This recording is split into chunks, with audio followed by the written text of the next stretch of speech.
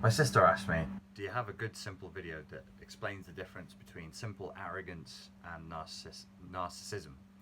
And so what I'm going to do is I'm going to explain the difference between the traits that make up narcissistic personality disorder and how they're differentiated from traits that we identify in people on a daily basis, or that we might have in ourselves, or that we might come across on a daily basis. But I'm going to keep it simple. So arrogance is one of 9 traits that are identified that could potentially make up narcissistic personality disorder, that could potentially get somebody the diagnosis of malignant narcissistic personality disorder. But this is not normal arrogance. This is a sort of a pathological, neurotic need to relate to other people in a way where I am superior to you. So when it's an actual personality disorder, instead of somebody just being a bit arrogant, there's no such thing as being equal. There's no such thing as adult-to-adult communication that's horizontal. I'm near the DLR. You might be able to hear that. Thank you. There's only this. There's only me on top and you underneath. That's the way it has to be. So there are traits like haughtiness, arrogance, exploitativeness, entitlement, extreme vanity, being in love with an image of yourself that isn't true, and so on and so forth, that make up narcissistic personality disorder. And I think you have to tick 5 or 7 of the 9 traits. Now, where the simple difference, and it's a 3-word phrase between somebody's just a bit arrogant and somebody actually is locked into narcissistic personality disorder, as with any personality disorder, is that it is permanent, pervasive, and personal. So if you say to me, I know somebody and they're arrogant, but I'm not too sure if it's narcissistic personality disorder, first of all, I'd be saying, you're not qualified to diagnose, and neither the fuck am I. But if you see that arrogance is permanent, as in they're always like that, and they all from the moment you've known them to now, and it's pervasive, meaning that it's right the way through the character. It's sort of riddled through the bedrock of their character is just arrogance. They can only relate to other human beings like this, in this vertical, non-horizontal format. And the other thing is personal. So it's permanent, pervasive, and personal. Permanent, it's always there. Pervasive, it's the system is riddled with arrogance. And personal, meaning that it's in the system of that person, it's personal to them, then you might have a problem, possibly.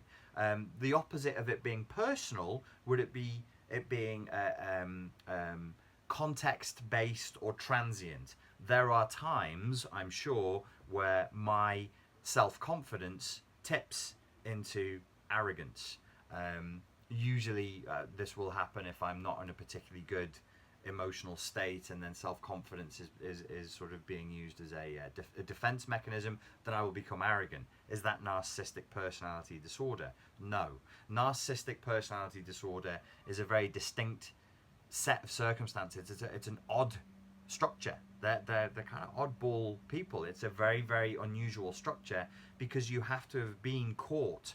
And again, I'm keeping this really, really simple, between 2 polarities in childhood. If the person was in childhood was between a sickly sweet spoiling parent who gave them too much of the wrong kind of attention, and then either a completely negligent or totally abusive parent, that, not always but often, are the 2 polarities that create full-blown narcissistic personality disorder. So is arrogance a potential trait of narcissism? Yes. A haughty demeanor, an arrogant, non-egalitarian, dominating way of relating with everybody in the world could be a potential trait, but it needs to be permanent, pervasive, and personal. It needs to be there all the time, no matter what the interaction or who it's with.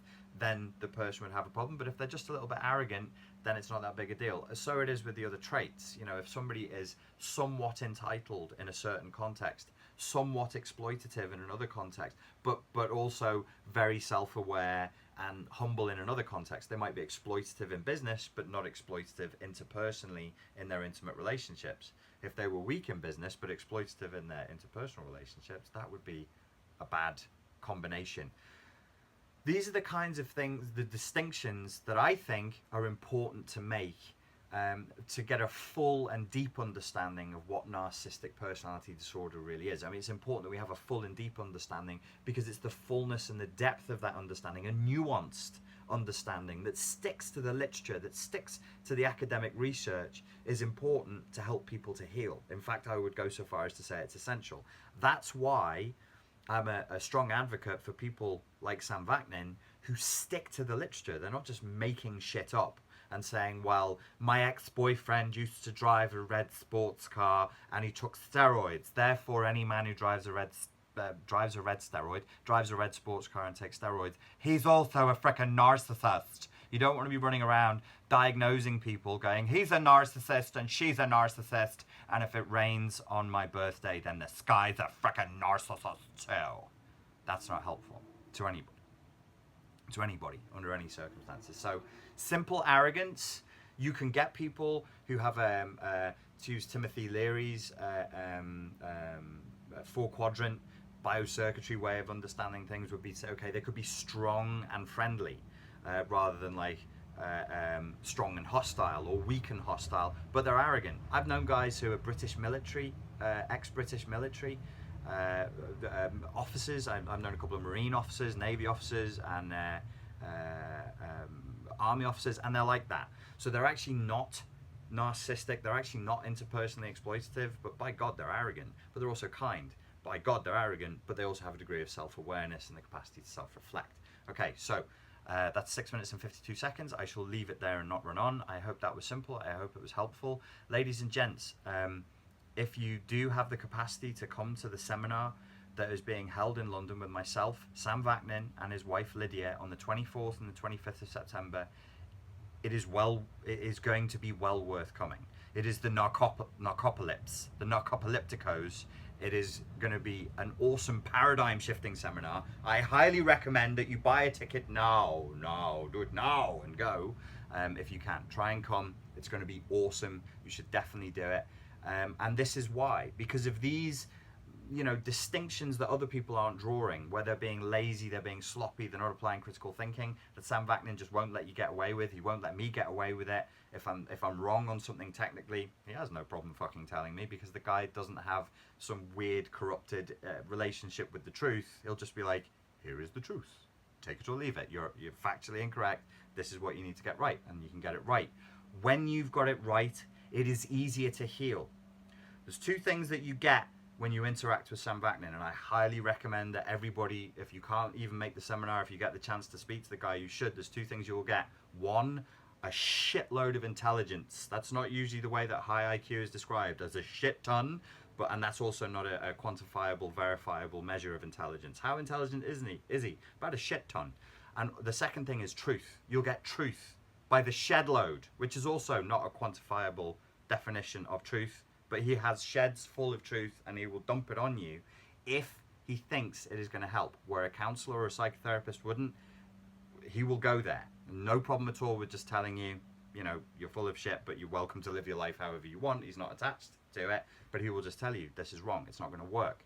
That's why I highly recommend him. So if you want intelligence, insight, and truth, you should definitely attend that seminar. That's the difference between arrogance and full-blown personality disordered and 9-trait having neurotic, malignant, narcissistic personality disorder. Hope you guys found that useful and helpful, and I shall speak to you soon. Cheers.